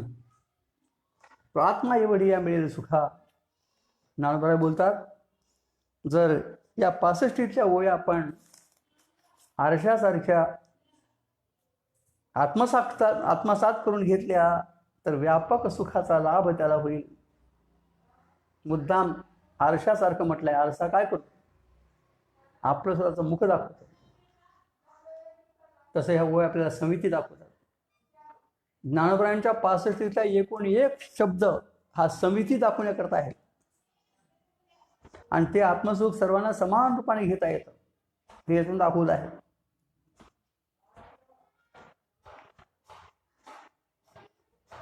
विषय अल्प आहेत महाराज, आत्मा व्यापक आहे. यो भूमात सुखम नाल्पे सुखम असते. नारदानी सनत कुमारला उपदेश केला आहे, छांदोग्य उपनिषदामध्ये आहे. यो भूमात सुखम नाल्पे सुखम असते. अल्पम तन मर्त्यम. जे अल्प आहे ते मर्त्य आहे, त्यात सुख नाही. जे व्यापक आहे तेच सुख आहे. आत्मा हा व्यापक असल्यामुळे तो सुख आहे. असा उपदेश नारदांनी सनत कुमारला केला आहे. विषयाचे सुख इथे वाटे गोड, पुढे अवघड यमदंड. तेव्हा आता प्रश्न एक थोडासा इथे निर्माण होतो की चांगदेव महाराजांनी या उभ्या आरशासारख्या करण्याकरता अष्टांग योग साधना केली, आम्ही काहीच केलं नाही महाराज, साधी देवाची पूजा आम्ही केली नाही, तेवढी आम्ही काहीच कोणती साधना केली नाही, आम्हाला कशा उभ्या आरशासारख्या करून घेता येतील अशी शंका येईल. तुम्हाला नसतं मला आली आहे. चांगदेव महाराज अधिकारी होते, त्यांनी या दर्पणासारख्या उभ्या केल्या असतील, करतीलच, साधना पूर्ण झाली आहे. आम्ही कोणती साधना केली, मग आमचं काय, आम्हाला एवढा कशा दर्पणासारख्या करता येतील असा शंका कदाचित येईल. हा शंकेची ठाव केलं होय. त्याचं उत्तर आहे महाराज, या जन्मात आम्ही जरी साधना नाही केली तरी पूर्वजन्म आमची झाली आहे, ते गृहीत धरलं पाहिजे. एक उदाहरण सांगतो आपल्याला. 50 घागरी जर 100 घागरीचा होत भरला तर पहिल्या 50 होते असं गृहीतच धरावं, त्याशिवाय 50 धरलं कसं. तसं आता आम्ही काही नाही केलं, पण आम्हाला 65 हातात आली. 65 प्रवचन आम्हाला माऊलीने समजावून सांगितले आहेत. मग हे मागचं काहीतरी असल्याशिवाय कसं काय शक्य होईल, ते गृहीतच धरलं पाहिजे. एकाच जन्मात सगळ्या साधना होतात असं नाही महाराज. मागच्या काही साधना केल्या त्या आज आम्हाला फल देण्याकरता समोर आले आहेत, आणि म्हणून 65 आमच्या ग्रंथ हातात आला. त्यात ज्ञानेश्वर महाराजांनी चांगला कोणता समितीचा बोध करून दिला, ते आमच्या कानावर पडलं नव्हे, आमच्या हृदयात उतरलं, असं मी गृहीत धरून चालतो. कानाचे द्वारे न्यावे हृदयात होते, नेलंय तुम्ही सगळं असं गृहीत धरतो. पण असं समजू नका की आम्हाला कसं करता येते, केलंच, करता येते तुम्हाला सुद्धा. मागचं सगळं झालं आहे, आता मागच्या साधना करण्याची गरज नाही. आता फक्त 65चं चिंतन करून त्यात काय शंका असेल त्या समाधान करून घ्या, आणि समितीकडे लक्ष ठेवण्याकरता आपण जास्त अभ्यास करा. नामरूपाचा बाध करायचा आणि प्रत्येक वेळा त्यातला असे भारतीप्रियच बघायचं, असा एक अभ्यास आपण केला पाहिजे. मग तुम्हाला काही अडचण होणार नाही महाराज. तेव्हा ती परी जो या दर्पण केली उभी या तो आत्मविड्यामध्ये सुद्धा व्यापक सुखाचा लाभ फक्त इथेच होतो. संसारातलं सुख हे संसार सुख म्हणजे पण राहत नाही. जिथे डेकोरेशन केलं असतं ना, तिथे बल्ब असतात छोटे छोटे लावलेले, माहिती आहे आपल्याला, लग्न समारंभात वगैरे असे लावतात, ते उघडझाप करतात. तसं संसारात सुखाचे दुःखाचे असे उघडझाप लागले. सुख झालं म्हणता म्हणता लगेच मावळते, आणि लगेच पुन्हा दुःख येते, दुःख सुद्धा मावळते, पुन्हा सुख येते, अशी उघडझाप चालली असते संसारात. पण सूर्य 12 तासपर्यंत प्रकाश सारखाच कधीच लुप्त होणार नाही. तुमची लाईट तरी जाईल महाराज, पण सूर्याचा फेस कधी जातच नाही. 12 तासपर्यंत ड्युटी आहे, प्रकाश घ्या किती.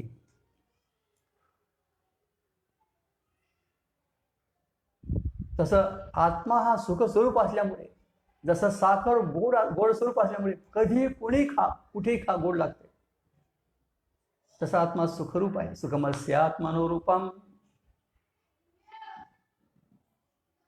सुखरूप आहे कोण तुझे सांगा माझ्या पंडंगा सारिखा तो.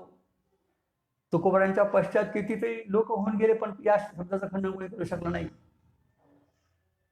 दाखवा कोण सुखरूप आहे दुसरा आमच्या पांडुरंगापेक्षा. याचा अर्थ तो सुखरूप आहे, कोणी दुसरा नाहीच आहे. साखरेची गोडी म्हणणं आहे, साखर म्हणजेच गोड, आणि गोड म्हणजे साखर. षष्ठी करू नका, साखरेची गोडी नाही, साखर म्हणजेच गोड.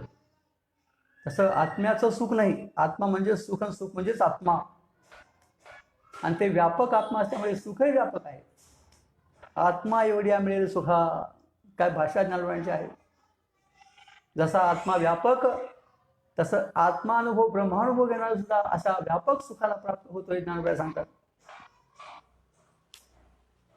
आत्मा एवढी मिळेल सुखा.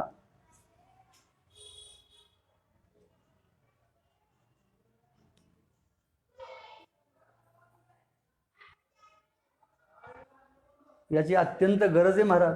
गरज वाटत नाही लोकांना, पण याची जास्त गरज आहे. काही लोकांना गरज असून गरज वाटत नाही.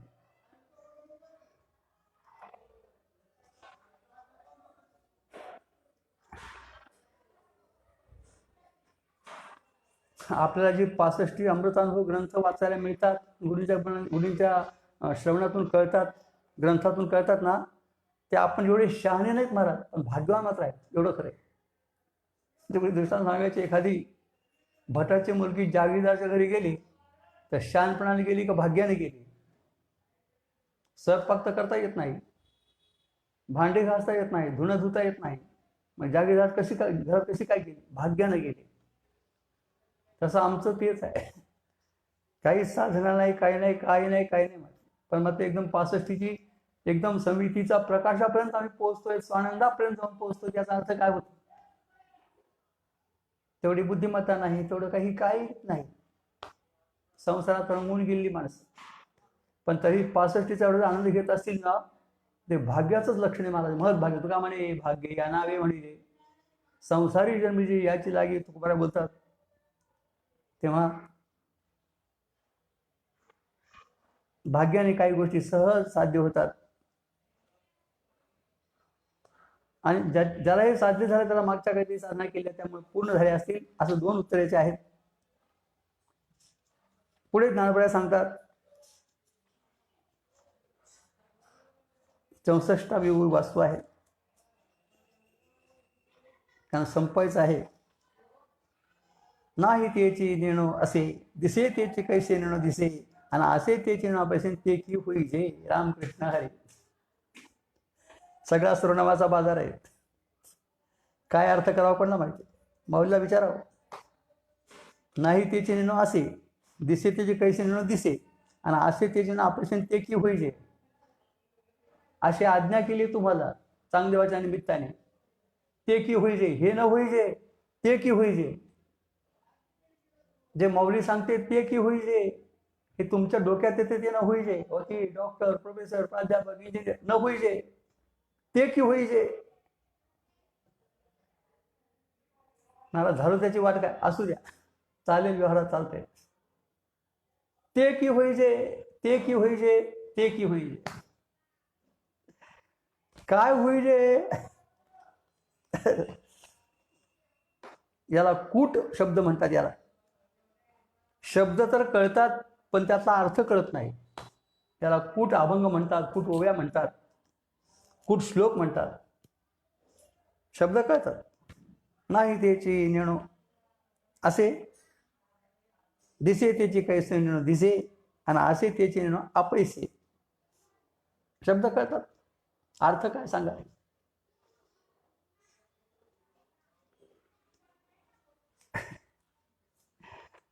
बुद्धी चक्रावून जाते महाराज वाचत असताना. बरं झालं गुरुजींनी सांगितलं, लिहून घेतलं. पुन्हा परत ते लिहिल्यावर पुन्हा छापल्यानंतर आपण आणखी चिंतन करतो आहे दिवसभर, मग काहीतरी उलगडतं. भाषाही वेगळीच आहे. हे नाही त्याची काय असे नेणो, दिसे त्याची कैसे दिसे नेणो. हे नेणो शब्द प्रत्येकाला 3 ठिकाणी लावायचं. नाही त्याची काय असे नेणो, दिसे त्याची कैसे दिसे नेणो, आणि असे त्याची काय अपैसे असे नेणो, आणि ते की होईजे. हे ते की होईजे पुढे ठेवलंय पुढे. याचा अर्थ सांगतो महाराज. समिती वस्तू आहे म्हणता येत नाही, नाही म्हणता येत नाही. नाही म्हणावी तर सर्वत्र भरून उरली आहे. आहे म्हणावं तर आहे म्हणाची वाच्यता नाही. आहे नाहीच्या पलीकडे ती आहे वस्तू आहे, आणि ते की होईजे. ते प्रत्येकाला लावायचं. ते की होईजे, ते की होईजे 3 चरण लावायचं, आणि ते नेणं शब्द 3 शब्द चरणाला लावायचं. नाही त्याची काय असे नेणो, दिसे ते कैसे दिसे नेणो, असे त्याची काय अपैसे असे नेणो, आणि ते की होईजे. ते की होईजे, ते की होईजे, ते की होईजे. अर्थात आहे नाहीच्या पलीकडे अशी ती आहे वस्तू आहे, आणि ते की होईजे.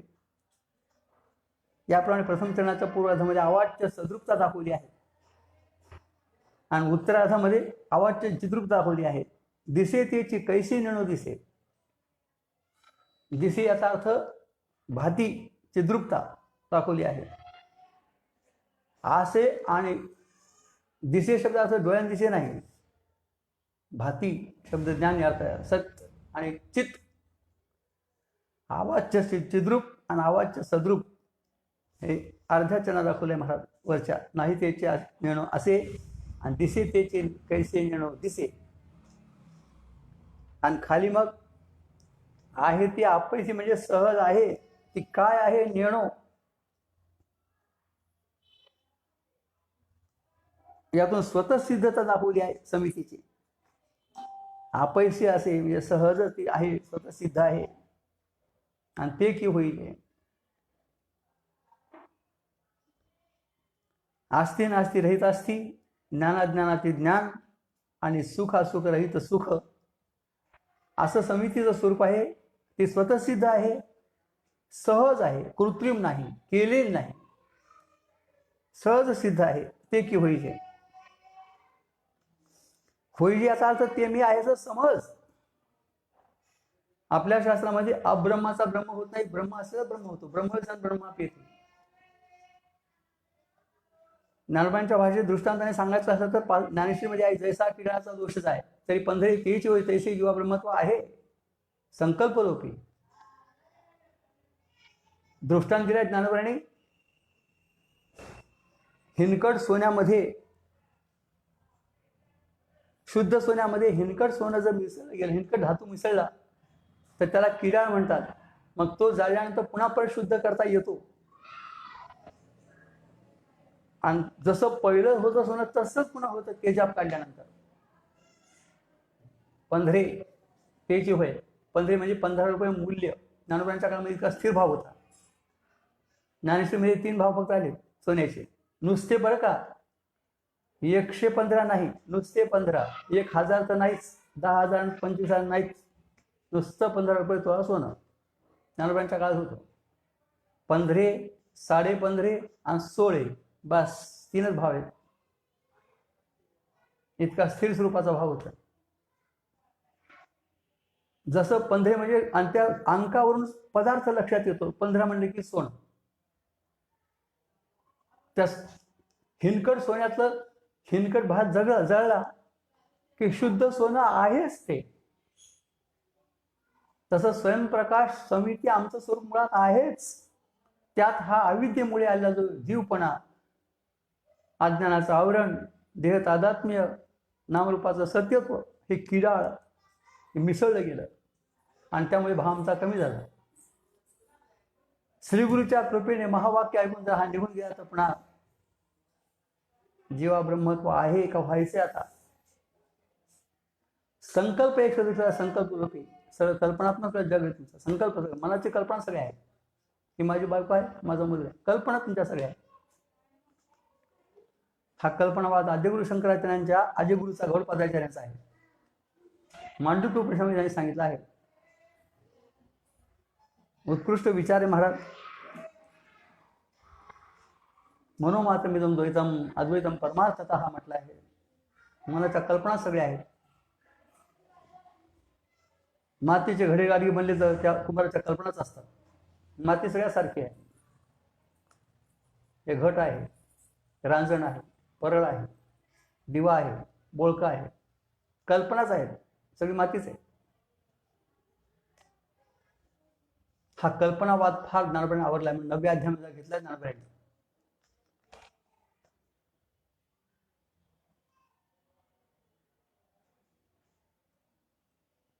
संकल्पाची सांद्रे लोपे अखंडित स्वरूपे शंका जात लोपे सापडून माळीचे 9व्या अध्यायामध्ये घेतला ज्ञानोबांनी.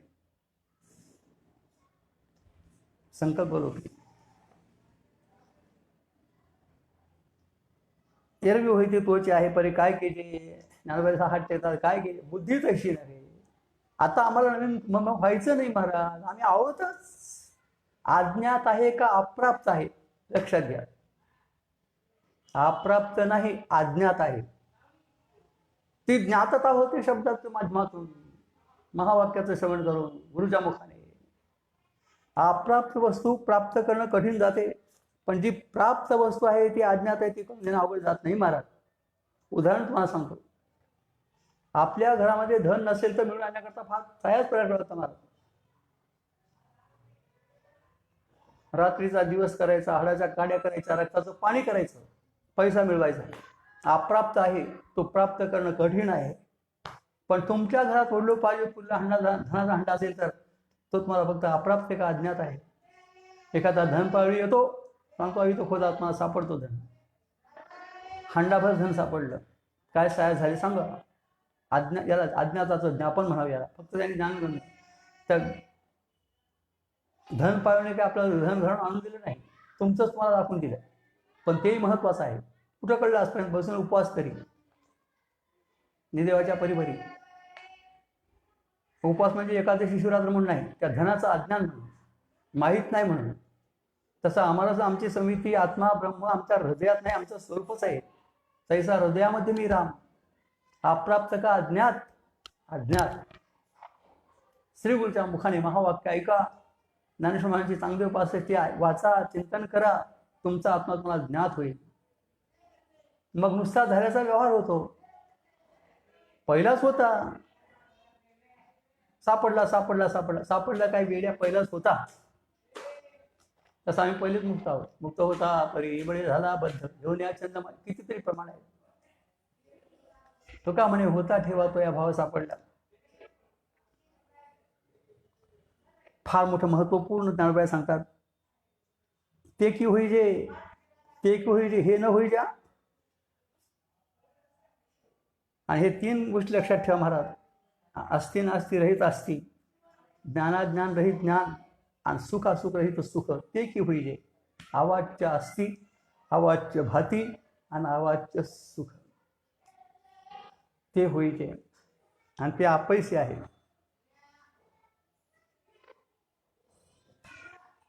अशी ही समिती आहे.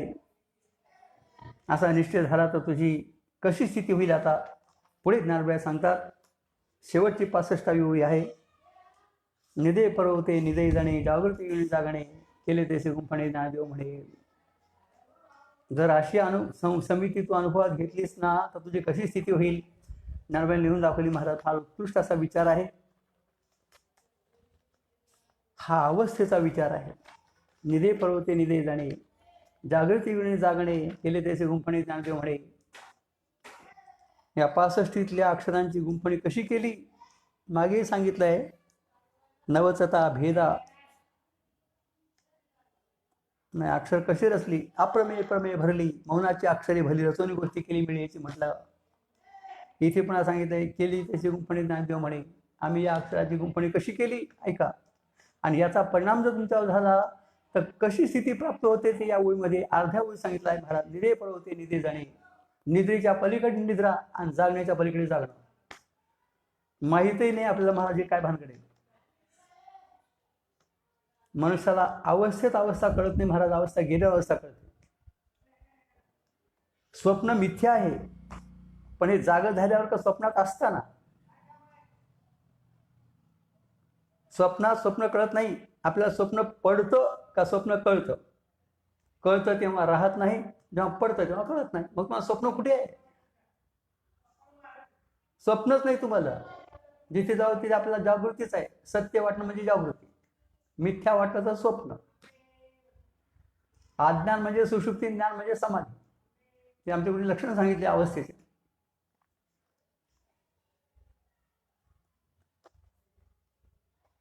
सुषुप्ती अवस्था सुषुप्तीत कळत नाही. आता जागा झाल्यानंतर कळते. मी सुखाने निजलो होतो म्हणतो. मग तिथे का म्हणत नाही. तिथे कळत नाही आपल्याला. अज्ञान येते, घन अज्ञान सुषुप्ती. आता सुषुप्ती राहिली नाही. ज्यावेळेला सुषुप्ती आली तेव्हा सुषुप्ती कळली नाही. आता जागृतीत कळली तर राहिली नाही. झोपेमध्ये स्वप्न दिसलं तर स्वप्न मिथ्या कळलंच नाही. आता जागृतीत स्वप्न मिथ्या कळलं, स्वप्न राहिलंच नाही. मग तुम्हाला स्वप्न कुठे अवस्था कळतच नाही. बालपणामध्ये बालपणाचे काही दोष असतात ते बालपणात कळतात का तरुणपणामध्ये. आणि तरुणपणातले दोष म्हातारपणात कळतात का तरुणपणात कळतात. गद्य 85 म्हणतात. आणि म्हातारपणात दोष केव्हा कळायचे जातात मेल्यानंतर. केव्हा कळायचं कळला पाहिजे. अवस्थेचा फार मोठा विचार आहे महाराज.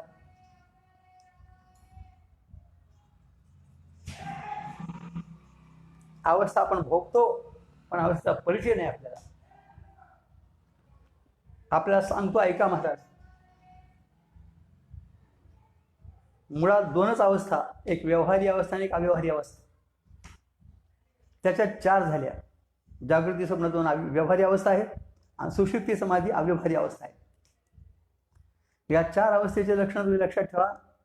सत्य वाटणं म्हणजे जागृती, मिथ्या वाटणं म्हणजे स्वप्न, घन अज्ञान म्हणजे सुषुप्ती आणि स्वरूप ज्ञान म्हणजे समाधी. हे बिनचूक लक्षण आहे. शास्त्रात सापडणार नाही, पण शास्त्राच्या बाहेरचं नाही. ही आमच्या गुरुजींनी लक्षण शिकवली आहे. आपल्याला जागृतीचं सत्य वाटते, पण स्वप्नाला सत्यच वाटतं. मग तुम्हाला जागृतीचं कुठे गेलं ते स्वप्न मिथ्या वाटतंय कुठं? मिथ्या वाटलं तर स्वप्न ना, मिथ्या वाटतच नाही, सगळं सत्यच. स्वप्न पाहिलं तरी सत्यच, आणि स्वप्नातून जागे झालं तरी बायको मुलं घरदार सत्यच. तुमच्या नशिबाला कुठे गेली जागृतीच आहे, स्वप्न नाहीच.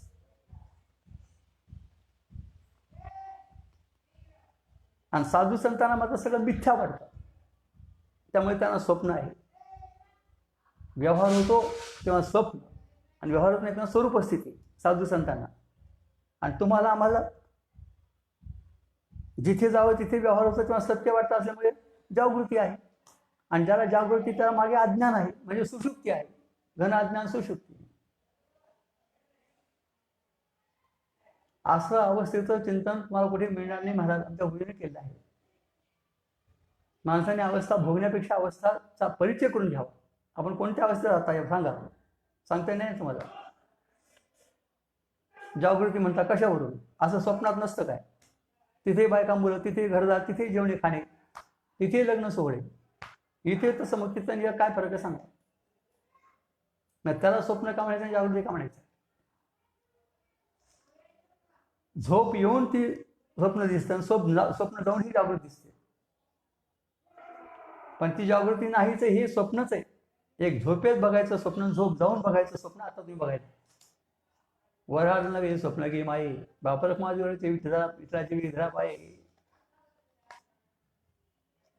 ज्याला सत्य वाटतं त्याला अज्ञान म्हणजे सुषुप्ती. सत्यबुद्धी ते अज्ञान. आपल्याला दोनच अवस्था, जागृती आणि सुषुप्ती. जेव्हा व्यवहार होत नाही तेव्हा सुषुप्ती गाढ झोप, आणि व्यवहार होतो तेव्हा जागृत. स्वप्न आणि समाधी आपल्याला नाही. महात्म्यांना दोनच अवस्था, पण जे आपल्या आहेत त्याला नाही, त्यांना नाही, त्यांना ते आपल्याला नाही. महात्म्यांना दोन अवस्था कोणत्या आहेत? स्वप्न आणि समाधी, दोनच अवस्था त्यांना. जेव्हा व्यवहार होतो सगळा स्वप्न मिथ्या समजतात, त्यामुळे त्यांना स्वप्न अवस्था आहे. व्यवहार होता, व्यवहार होत नाही तेव्हा स्वरूप स्थिती.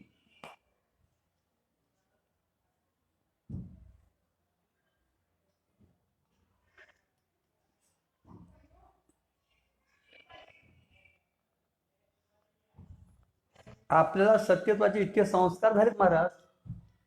कोणतंही दिसलं की सत्य सत्य सत्य सत्य, हे संस्कार अनादिकालचे जबरदस्त होऊन बसले. त्यामुळे ते स्वप्न मिथ्या असून सत्य वाटते. आता उलट करा, मिथ्यात्वाचे संस्कार जास्त वाढवा, स्वप्न मिथ्या वाटेल तुम्हाला.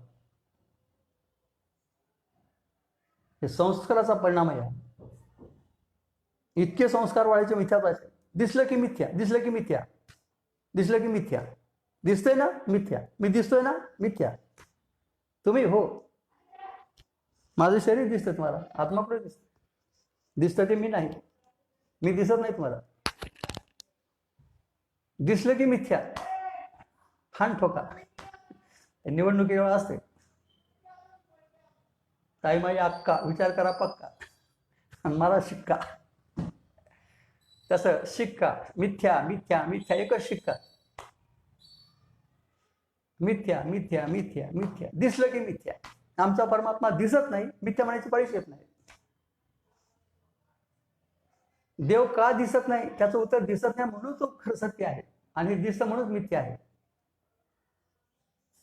आपल्या डोक्याच्या बुद्धीच्या तपकड्या उलट्या बसल्या. आपल्याला दिसलं ते खरं वाटतं, दिसलं नाही वाटतं. बुद्धीची उलटी तपकडी बसली. जग का मिथ्या विचारायचं काय सांगावं? दिसतं म्हणून मिथ्या, एका शब्दात अशी उंची सोपी भाषा होती. आणि देव सत्य का दिसत नाही म्हणूनच. आणि उद्या देव जर दिसू लागला तर बायकोही दिसते आणि देवही दिसतं, मग सारखेच होईल ना, काय फरक राहील त्याच्यात? न दिसणं हे भूषण आहे देवाचं, तो नच दिसला पाहिजे. आणि जग दिसतच असतं, तो नाही दिकळला की, आणि ते मिथ्याच आहे. समजुतीचा फक्त फरक आहे महाराज. ते समजूत तुम्ही खरोखर तपासून घ्या आणि आहे तशी बिनचूक करून घ्या. चुकीची समजूत होऊन बसली महाराज. अवस्थेचा खूप मोठा विचार अनेक ग्रंथातून सांगण्यात आला आहे.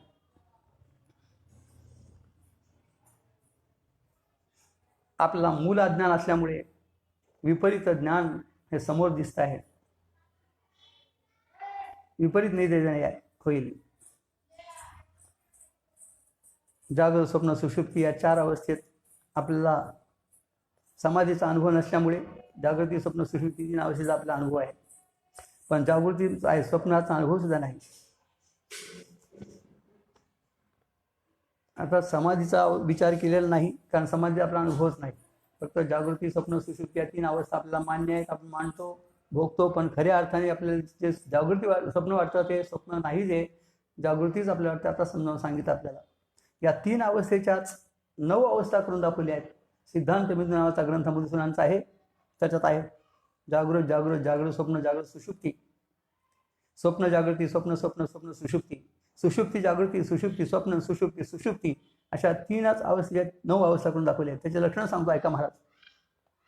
घटादी पदार्थाचे प्रमाणजन्य यथार्थ ज्ञान होणे म्हणजे हे जागृत अवस्था आहे, आणि शुक्तीवर येतं रज्जुरसत्व हे भ्रमज्ञान होणं, याचं नाव आहे जागृत स्वप्न.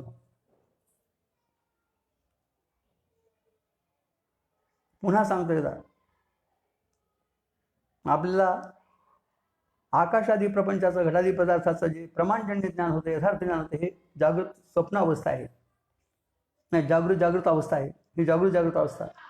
आणि शुक्तीव रजत किंवा रज्जुरसत्व भासतं हे भ्रमज्ञान आहे ना, ही जागृत स्वप्न अवस्था आहे.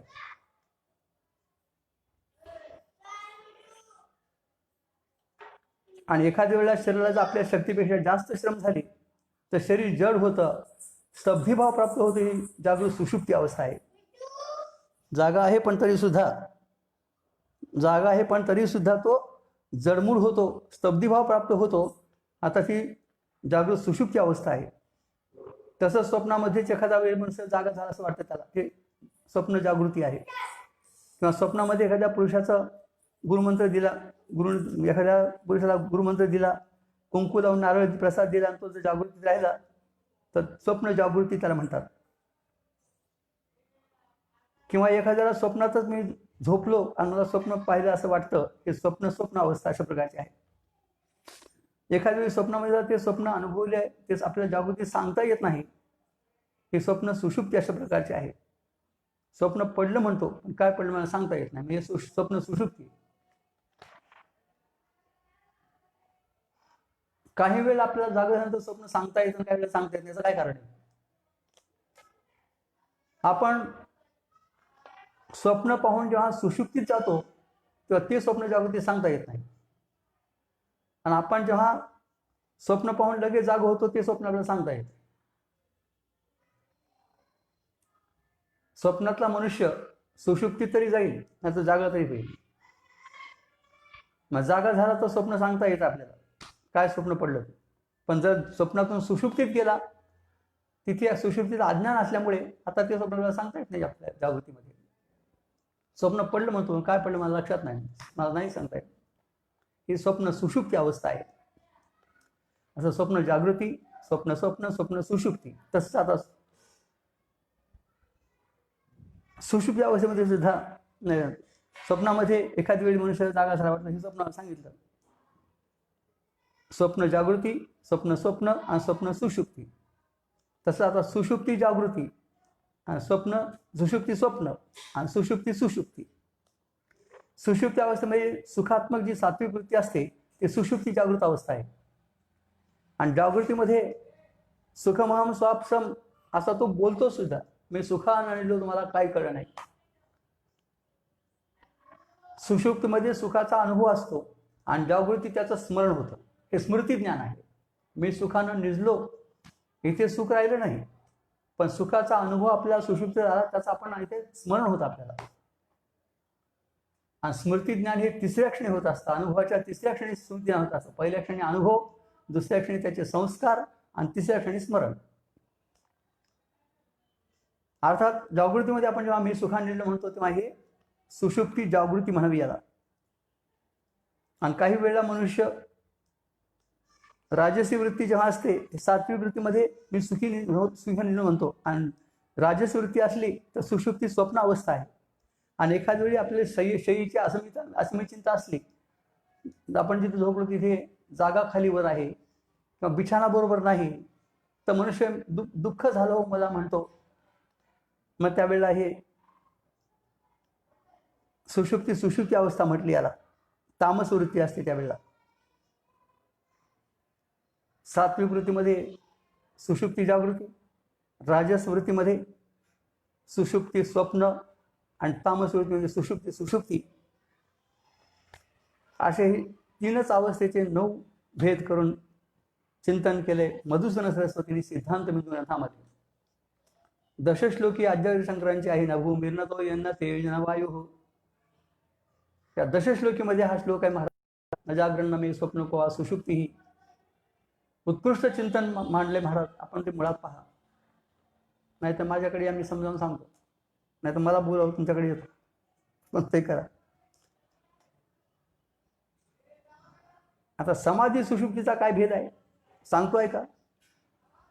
अविद्येत जेव्हा सर्व व्यवहार मावळतो त्याला म्हणावं सुषुप्ती, आणि स्वरूपात जेव्हा व्यवहार मावळतो तो म्हणायचं समाधी.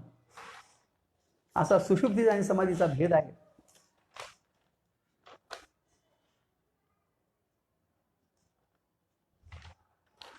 चांगदेव महाराज जेव्हा समाधी होती तेव्हा त्यांचा सगळा व्यवहार स्वरूपामध्ये लीन होत होता. आपण जेव्हा झोपी असतो तेव्हा आपला अविद्येमध्ये लीन होतो, आणि म्हणून आपल्याला सुषुप्तीत काही कळत नाही.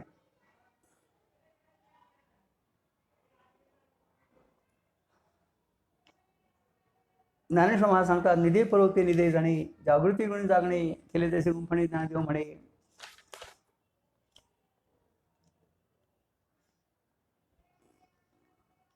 तैसे गुंफणे केले. अर्थात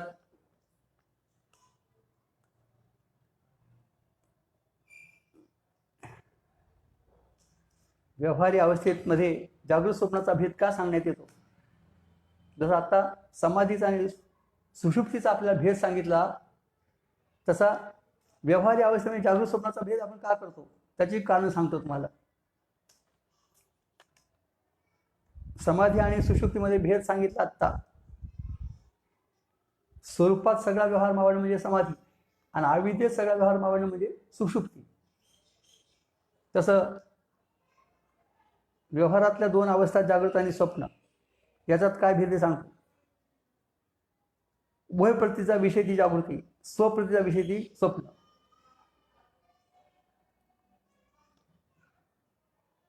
जागृतीमध्ये आपल्याला तुमची बायको तुम्हाला दिसते, लोकांनाही दिसते, उभयप्रतीचा विषय म्हणावा. स्वप्नात जर बायको दिसली त्याची त्याला दिसते, स्वप्रतीचा विषय म्हणावा. प्रमाता भाष्य ती जागृती, साक्षी भाष्य ती स्वप्न. मूलाविद्याकारी ती जागृती, तुलाविद्याकारी ते स्वप्न. व्यावहारिक सत्तावान ती जागृती, प्रातिवेद सत्तावान ते स्वप्न. क्रमाने पदार्थाची उत्पत्ती याचं नाव जागृती, आणि युगपत उत्पत्ती स्वप्न. आपल्या जागृतीत जर गाय वासरू दिसत, अगोदर गाय असते, नंतर ती वासरू देत असते, क्रमाने उत्पत्ती झाली. पण स्वप्नात जर दिसत मात्र गाय आणि वासरू एकदाच दिसत असतात, युगपत उत्पत्ती म्हणतात त्याला. अज्ञात सत्तावान ती जागृती, ज्ञात सत्तावान ते स्वप्न. अज्ञात सत्ता म्हणजे व्यावहारिक सत्ता देणं, पूर्वीचा पदार्थ वाटणं आणि नंतर ज्ञान झालं वाटणं. आणि ज्या काली पदार्थ त्याच काली ज्ञात सत्ता. घट पूर्वीच कुंभारणी केलेला वाटतो घरी, आम्ही आज जर आणला तर आम्हाला त्याचं ज्ञान झालं वाटतं, हे अज्ञात सत्ता झाली. पण तुमच्या जरी आज घटा ज्ञानात आला तरी तो घट कुंभाराच्या ज्ञानात होताच की नाही, म्हणजे ज्ञात सत्ताच आहे. तुमच्या जरी ज्ञानात आला तरी त्याच्या ज्ञानात आहेच की अगोदर. मग ज्ञात सत्ता का अज्ञात सत्ता? ज्ञात सत्ता मानली दृष्टीसृष्टीवाद, आणि अज्ञात सत्ता मानली तर सृष्टीदृष्टीवाद. पदार्थ पूर्वीचा वाटतो आणि मला आता तो ज्ञान झालं वाटतं, त्याचं ही चुकीची गोष्ट आहे. ज्या काली ज्ञान झालं त्याच काली तो पदार्थ आहे, अगोदर नाही नंतर नाही. त्याला दृष्टांत नदीच्या पाण्याचं आहे. नदीतलं पाणी तुम्ही पाहता त्याच वेळेत ते आहे. केशव नारायण संध्या करताना केशव म्हणताना जो पाणी तो नारायण म्हणताना राहत नाही, ते बाल गेलं कुठल्या कुठे, ते मागचं येत राहतं, पुढचं नाही. वेगातिशय भुली कारण होईल नारळ म्हणतात. अतिशय वेग आहे पाण्याचा प्रवाहाचा, पुढे पुढे जात राहतो, मागचं येत राहतं. तेच पाणी नाही, त्याच्यासारखं पाणी आहे. नदीच्या काठावर असणारं झाड सुद्धा आपल्याला तेच झाड वाटतं, नाही लावलं तेव्हा विभर होता, आता एवढं मोठं प्रचंड झालं. हा सृष्टीचा प्रवाह आपल्याला कळत नाही. मला स्वतंत्र विषय आहे. सृष्टी ही प्रवाहित आहे, स्थिर नाही. आणि स्थिर असते आपण जगले नसतो. तुम्ही बघा, दुकानावर तांदूळ असतात पोत्यामध्ये, ते घरी आपण पातेल्यात आणून शिजवतो. आता तांदूळ का आता भात, शिजल्यावर भात का भात शिजला, मोठी भाषा बोलणं आपलं. भात शिजला का, नाही वेळा तांदूळ शिजून भात झाला, हे मृत्यू लोकांचे उपराटे. बरं, तो पात्यात भातला राहत चालेल का, नाही ताटात घ्यावा लागतो, ताटातून घालवतो. आता भात आहे का आता विष्ठा आहे, आणि ती सब पोटात आहे तर पुन्हा म्हणून जाईल. सकाळी पुन्हा ती बाहेर जाते, माती होते, पोत्यात जेव्हा तांदूळ बात्यात घेऊन शिजवायचं. आता भात पोटात घातला तेव्हा विष्ठा, आता बाहेर गेल्यानंतर मळ. मग प्रवाह आहे का स्थिर आहे? जगले असता का तुम्ही? तांदूळ आहे तर काय खाल्लं असता? विचार करून बोला महाराज. 3 प्रकारचा भ्रम आपल्याला. पदार्थ आहे वाटतो, सत्य आहे वाटतो, काळचा आहे वाटतो. तिन्ही भ्रम आहेत. पदार्थच नाही, सगळी आत्मवस्तू, ब्रह्मवस्तू, व्यापक वस्तू आहे. ती व्यापक वस्तू ब्रह्मस्वरूपाने वाटते आहे. आणि ते मला ब्रह्म कालचं आहे ते आज वाटतं, आणि ब्रह्मसत्य ते सत्य वाटतं. ब्रह्माचं सत्यत्व जगात वाटतं, ब्रह्माचं आज्ञातत्व हे जगात वाटतं, पूर्वीचं वाटतं.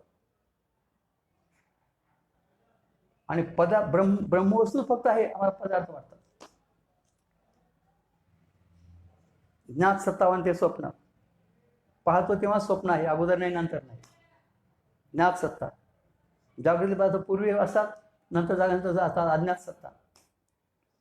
ब्रह्मज्ञानाने ज्याचा बाज होत नाही,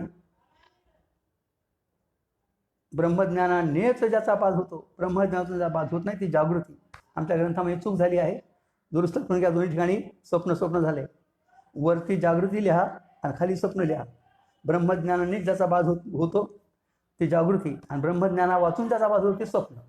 स्वप्न याकरता ब्रह्मज्ञानाची गरज नाही, जागृत झालं की स्वप्न जातं. जागृत अवस्था म्हणजे जागृती मात्र ब्रह्मज्ञानाशिवायचा बाज होऊ शकत नाही. तसंच जागृत अवस्था अभिमानी विश्व असतो, स्वप्नावस्था अभिमानी तेजस असतो, सुषुप्त अवस्था प्राज्ञजीव असतो. घन अज्ञान सुषुप्ती बीजभाव म्हणती, स्वप्न जागृती फलभाव म्हणायचा, फलभाव म्हणते ज्ञानोबराने. सुषुप्ती अवस्था म्हणजे आर्थिक ब्राह्मण स्थिती सांगितली आहे मावरीने. साचाची पुढती वीरा गणिता स्वप्न जागरात ब्रह्म साचो करा म्हणायचा. ज्ञानोबराय म्हणतात तुम्ही झोपीला जा, आपण जागे होऊ नका. मग ती ब्राह्मणी स्थितीच आहे. पण आपल्याला कर्म धक्का देतो. कर्मानुबंधीने मनुष्य लोके, हा लोक कर्मे बांधला, अर्थात तुम्हाला कर्म राहू देत नाही. झोपेमध्ये एकांतात जरी झोपला तरी जाते कर्म तुम्हाला धक्का देतो. जागृतीचे फलभोग देणारे कर्म उद्या आले, आपण झोपी राहू शकत नाही. ते संपल्याशिवाय आपल्याला झोपही येत नाही. आपण अवस्थेच्या अधीन गेलो आहोत. ज्ञानेश्वर महाराज सांगतात, निधे पळवते निधे जणी जागृती जागणे केले त्याचे गुंफणे. स्वरूप जागृती प्राप्त होईल आणि स्वरूप निद्रा प्राप्त होईल. निधे पळवते निधे आणि ती स्वरूप निद्रा आहे. सुखे मी निजलो गा शून्य सारून तेथे. निजविले बाळ निजस्थानी म्हटलं आहे. पुष्कळ ठिकाणी वर्णन याचं आहे. जागृती घेऊन जागणे, स्वस्वरूपाची जागृती खरी जागृती. महाराज जो स्वस्वरूपे उठिला रशेशी दष्टा आटला. सारांश या 65 वयातील अक्षराची मारून अशी रचना केली की त्या अक्षरे आम्हाला जागृती निद्रा या दोन्हीच्या पलीकडे असणारी अवस्था स्वरूपस्थिती तिथपर्यंत पोहोचेल अशा अर्थाची गुंफणी केली. महाराज म्हणतात, एखादा मनुष्य स्वप्नात वाघ पाहतो आणि मोठ्याने ओरडतो तेव्हा त्याचे जवळचा जागा मनुष्य त्याला जागे करतो. तसे आपण अविद्येमध्ये जग सत्य मी जीव असे बडबडत आहोत. म्हणून जागे असणारे ज्ञानेश्वर महाराजांसारखे संत आपल्याला हलवून जाग करतायत. महाराज आपण सर्वांनी चांगदेवासारखे जागे व्हावे, नरद्याची सफलता करून घ्यावी असे आमच्या गुरुने 65 संपल्यानंतर शेवटी मोठ्या कळकळीने आम्हाला श्रोतृंना सांगितलं. आणि मी व्यासपीठावर बसलेलो ज्ञानदिवस आहे असं ओझरतं परोक्षत्वाने सांगून गेले. गेले दिगंबर ईश्वर होती राहिल्याच्या कीर्ती जगामाची, वारे हाती माप चाले सज्जनांचे.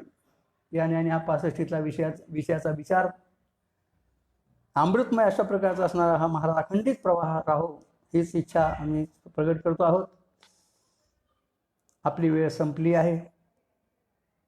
ज्यांनी हा कार्यक्रम आयोजित केला म्हणजे हरिभक्त परायण प्रमोद कुमार माहेर साहेब, औरंगाबाद निवासी, आणि त्यांचे सहकारी मित्रमंडळ आणि ऐकणारी सर्व श्रोतृ मंडळी जेवढी ऐकत आहेत त्या सगळ्यांनाच शतशः धन्यवाद आणि अभिनंदन करतो आणि वाणीला विराम देतो. काही परखड शब्द आमच्या बोलण्यातून निघून गेले असतील तर त्याबद्दल क्षमा मागतो. आपण उदार अंतराने क्षमा करावी. उदय 65च्या आम्ही विषयाच्या अनुक्रमणिक सांगणार आहोत. पहिल्या ओळीपासून 65 ओळीपर्यंत कोणत्या ओळीतून कोणता विषय सांगितला गेला याचं पुन्हा सिंहावलोकन करणार आहोत. उद्या पण 10 ते 11:30 पर्यंत प्रवचन होईल असं जाहीर सांगतो आहे. पुंडलिक वरदे हरी विठ्ठल श्री ज्ञानदेव तुकाराम विठ्ठल विठ्ठल विठ्ठल विठ्ठल विठ्ठल विठ्ठल विठ्ठल विठ्ठल विठ्ठल विठ्ठल. पुंडलिक वरदे हरी विठ्ठल श्री ज्ञानदेव तुकाराम.